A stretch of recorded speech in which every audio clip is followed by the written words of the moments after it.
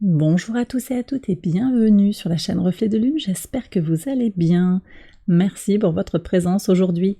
On se retrouve pour le tirage de la pleine lune en Capricorne du 3 juillet 2023 et pour le tirage prédictif de la période du lundi 3 au dimanche 9 juillet pour le signe des poissons, soleil, ascendant ou lune en poisson.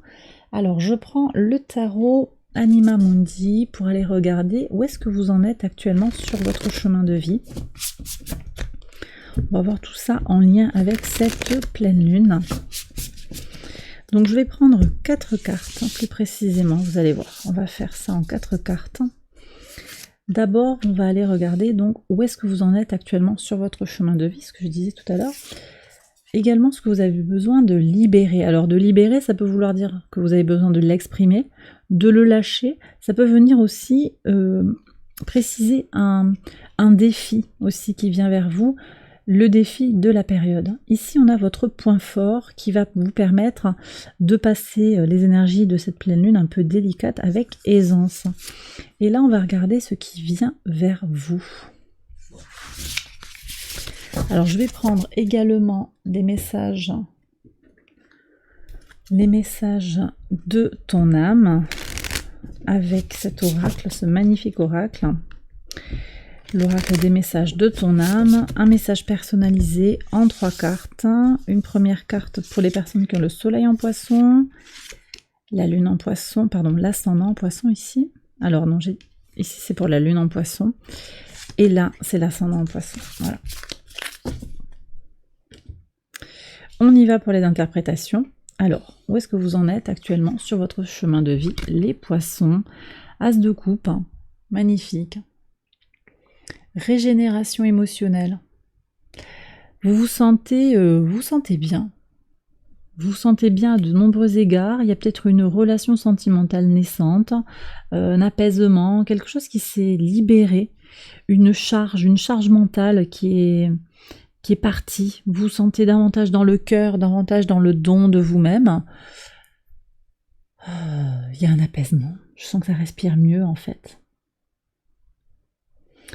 Si c'est pas votre cas, c'est peut-être que vous avez pris conscience aussi que c'était l'état dans lequel vous vouliez être aussi. Il y a cette aspiration à se régénérer sur le plan émotionnel. Bon, on va voir ce que vous avez besoin de libérer. Le roi de coupe. Ok, alors on voit ici, on part d'un 1, on va vers le roi de coupe, donc la fin du cycle en quelque sorte, l'incarnation de ce bien-être, de cette maîtrise émotionnelle. Alors, qu'est-ce que ça vient nous dire ici? Ça peut venir dire que vous avez besoin d'oser vous projeter dans cet épanouissement, dans cette maîtrise de la situation, de devenir quelqu'un, de devenir cette personne qui va d'une certaine manière maîtriser la situation.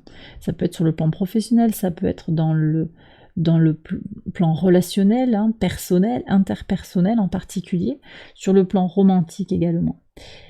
Ça, c'est peut-être quelque chose que vous avez à oser aller explorer. Mais il y a aussi cette idée d'un objectif que vous vous êtes fixé qui n'est pas l'objectif du moment. C'est-à-dire que vous êtes sur un as, quelque chose, on vient parler ici d'une situation assez spécifique de votre vie, quelque chose est naissant et vous avez besoin actuellement de laisser le temps au temps. Donc ça, cet état là de complétude, cet état de complexité, de richesse viendra en son temps. Ça viendra, mais c'est peut-être pas tout à fait le moment. On va voir quel est votre atout, votre point fort sur la période. Alors, ça c'est très bien. Le 8 d'épée, on voit que vous avez dépassé vos doutes intérieurs. Vous vous sentez beaucoup plus confiant que par le passé. Vous êtes plus affirmé dans vos décisions. Vous ne vous laissez pas encombrer par les paroles désagréables des uns et des autres, les décisions des uns et des autres. Vous décidez pour vous-même, vous doutez moins de vous. Alors peut-être que c'est ça aussi, cette envie d'aller encore au bout de quelque chose, parce que vous comprenez maintenant quels sont vos besoins, vous êtes dans cette démarche-là, qu'est-ce que vous désirez, quels sont vos besoins, comment les satisfaire, il y a toute cette démarche-là, et d'une certaine manière, vous aimeriez en fait que les choses soient déjà là, voyez. Vous aimeriez avoir terminé le parcours d'une certaine manière. Et j'ai le sentiment quand même que cette découverte, hein, cette transmutation de vos peurs intérieures, de vos blessures intérieures, c'est un phénomène quand même relativement récent pour certains. On va voir ce qui vient vers vous. Ça, c'est très beau. Le 8 de denier. Il y a un équilibre, hein, dans la matière, hein. Quelque chose qui se concrétise de manière très claire et tangible, hein. Bon, c'est vrai que Saturne et Neptune dans votre signe, c'est quand même, ce sont deux transits puissants, des rétrogradations très fortes aussi qui vous aident à vous construire, à construire votre intériorité. Sur le plan aussi de votre créativité, vous vous sentez soutenu.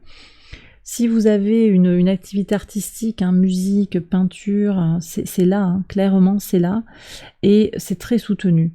On voit comment votre travail paye, votre travail créatif paye. Vos solutions créatives sont... vous récoltez ce que vous semez en fait en positif, voyez. Donc clairement, il y a des résultats tangibles dans votre avancée, votre épanouissement, les réponses aux questions que vous avez pu vous poser. Ça se concrétise dans la matière. Voilà. On va voir le message de l'oracle. Pour les soleils en poisson, voyager. Une nouvelle destination t'attend. Que ce soit une destination géographique ou une virée intellectuelle.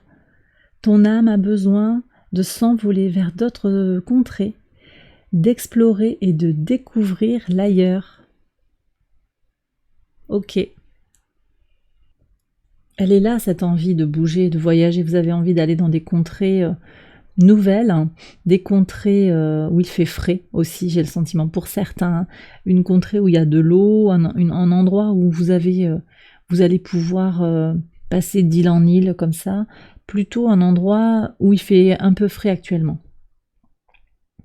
Ça peut aussi être sur le plan symbolique ce besoin d'apaisement émotionnel aussi, hein.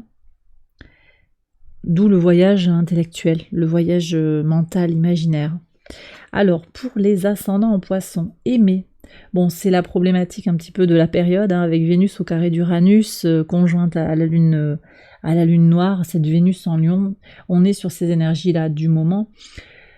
Aimer, ouvre ton cœur, ressens l'amour t'envelopper entièrement, accueille cette chaleur qui se réveille au milieu de ta poitrine, laisse-la te réchauffer, s'embraser et t'ouvrir à la beauté de chaque instant.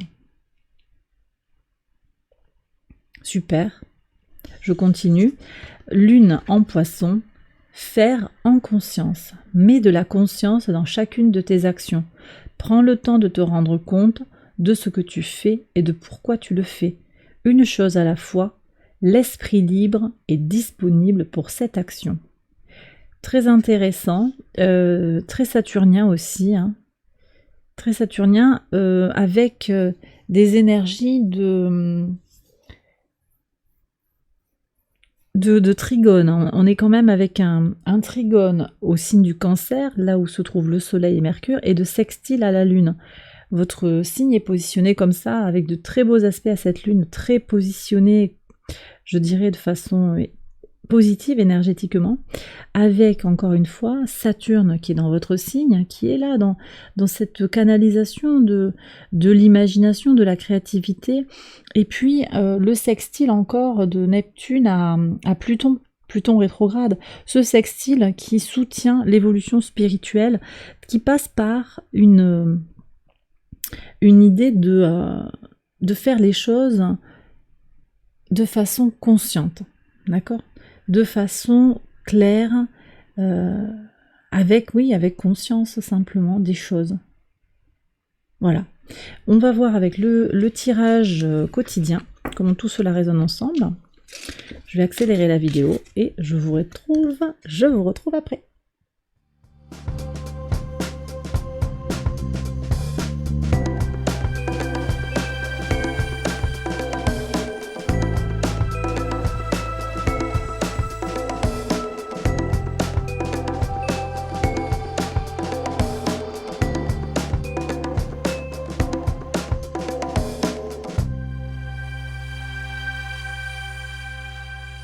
Alors on y va les poissons pour les interprétations au quotidien sur le lundi 3.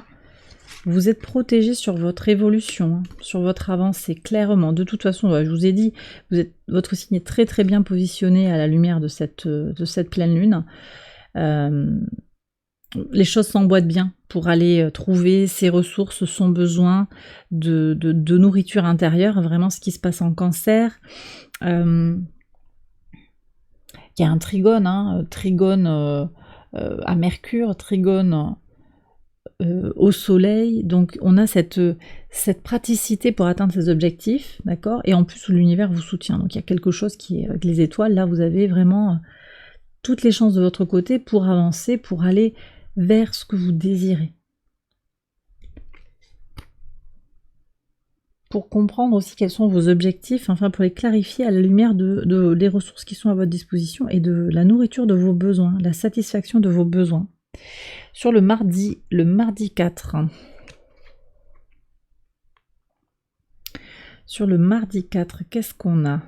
Alors, ici on a la tour avec un 5 d'épée. Alors là, ça me parle d'une question qui va concerner peut-être une administration. Vous prenez de la hauteur aussi par rapport à un tracas. Quelque chose, vous vous distanciez par rapport au mental, hein, c'est possible. Alors on a le sextile de Jupiter au soleil encore là sur la période qui apporte positivité et joie hein, sur ce début de semaine. Donc vous positivez une certaine épreuve, vous distanciez d'une difficulté, je pense. À voir, ça peut être un courrier un petit peu embêtant, quelque chose qu'il y a à faire, un papier qui est urgent. Vous voyez, par rapport à des changements, là, il y a des trucs à faire sur début juillet, des changements administratifs ou des changements de... Je sais pas, il y a des courriers à faire. Vous n'avez peut-être pas envie de le faire et en même temps, ça va être, ça va être nécessaire. Le mercredi 5, qu'est-ce que vous avez? Waouh, là, qu'est-ce que vous faites là? Vous reprenez une formation, vous êtes en stage, il y a de la connaissance, il y a des formations, peut-être que vous allez consulter quelqu'un qui a beaucoup de connaissances, hein, un avocat, un notaire, un médecin. Alors, pas forcément parce que vous êtes malade, hein, c'est pour apprendre quelque chose, ou quelqu'un qui va vous appuyer, vous éclairer, peut-être qui va vous aider aussi à vous connaître mieux, à accéder à une certaine somme de connaissances. On peut avoir une pratique spirituelle aussi, hein, là, si ça vous parle. En tout cas, voilà, sur ce mercredi 5, on a des énergies comme ça, d'apprentissage, de connaissances. Très bien.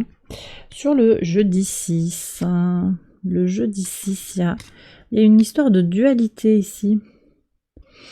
De dualité, mais de rencontre aussi, d'union dans la différence, il y a un accord qui est trouvé.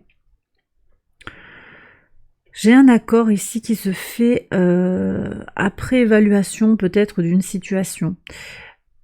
Alors peut-être que c'est qu'on se met en couple, c'est possible, après avoir pris le temps de... Peut-être qu'on réévalue comment la relation sentimentale satisfait nos besoins ou pas. Ça peut être une relation sentimentale, ça peut être aussi une collaboration professionnelle, un engagement professionnel que vous avez pris, un engagement sur le plan associatif, globalement sur le plan occupationnel, quelque chose que vous faites. Vous réévaluez peut-être un engagement. C'est possible. Ça peut venir aussi en résonance avec la semaine passée où on avait un premier quartier de lune, si je me rappelle bien, en balance, qui invitait justement à réévaluer les partenariats. Peut-être que c'est quelque chose qui se fait dans un deuxième temps, avec un certain décalage, une fois que vous avez cerné vos besoins aussi, que vous comprenez peut-être que quelque chose doit être réajusté. Ou au contraire que vous pouvez aller dans cet échange, dans cette collaboration, dans cette rencontre de l'autre. Parce que le 2 de bâton, c'est aussi l'idée quand même de mesurer, de peser le pour et le contre. Ok. Alors, sur le vendredi 7, ce jour-là, le vendredi 7, très important, 7, le 7 juillet de l'année 7, 2023, c'est une année 7. On a un moment particulier sur la semaine, un portail énergétique qui s'ouvre, qui permet, qui est très axé avec le chiffre 7, qui donne un meilleur accès à la connaissance de soi, complètement en lien avec les énergies déjà de cette pleine lune, en Capricorne, et qui vient aussi en résonance avec la nouvelle lune du 17 en Cancer, qui est également en résonance avec la connaissance de soi. On est sur l'axe 4-10, maison 4, maison 10, Cancer Capricorne, qui est un axe qui vient, qui nous invite à devenir conscient de ses propres besoins, comment on se nourrit de l'intérieur et comment on va rayonner et se réaliser dans le monde. Alors on va voir ce que nous disent les cartes en complément. Le 9 de bâton, intéressant, le 9 de bâton avec le chien. Alors ça c'est très saturnien, vous voyez, très, très capricorne aussi dans l'esprit, puisque en fait il y a quand même une notion d'être fidèle à soi-même, je pense, fidèle à qui l'on est, avec ses blessures de la vie. La vie vous a peut-être un petit peu marqué. Le 9 de bâton, c'est savoir se protéger. On connaît, on a fait la guerre, entre guillemets. On sait ce que ça coûte. On sait aussi quelle est la valeur des choses. On reste fidèle à soi. Donc vous voyez, sur cette connaissance de soi, là, il y a des prises de conscience qui peut-être qui dépassent ce vendredi-là, mais vous comprenez déjà que vous devez compter d'abord sur vous-même, ça c'est certain, mais qu'également vous avez besoin de reconnaître ce que vous êtes, qui vous êtes, quelles ont été vos épreuves, quels sont vos besoins fondamentaux, quels sont vos objectifs, quels sont... quelle est votre projection à la lumière aussi de votre vécu. Il y a cet amour inconditionnel aussi que vous portez, je pense, sur... Bon, ça dépasse vraiment la journée, on est sur la semaine, mais voilà. Ça me parle aussi sur le plan beaucoup plus tangible d'un ami qui vient vous aider, qui vous accompagne pour traverser une épreuve. Il y a quelqu'un sur qui vous pouvez compter dans un moment peut-être qui demande un petit peu d'extérité, qui demande de la présence. Après, ça peut être simplement quelque chose qui pèse. J'ai un déménagement ici, vous voyez, quelqu'un qui vient vous aider à déménager, quelqu'un qui vient vous aider à remplir un dossier. Il y avait les papiers là. Voilà, c'est peut-être une personne proche de vous qui vous accompagne dans un moment qui est un peu... que peut-être vous aimeriez éviter. C'est pas pour aller boire un coup, quoique peut-être vous allez faire ça après, mais en tout cas la personne vient vous aider à faire quelque chose qui n'est pas forcément super agréable. Sur le samedi 8, décidément cette tour, elle tombe, beaucoup d'entre vous l'avez eu, et puis vous déménagez, il y a un mouvement, il y a quelque chose qui s'en va, on abandonne quelque chose sur le week-end. Je pense que ça déménage là, pour certains. C'est une chance.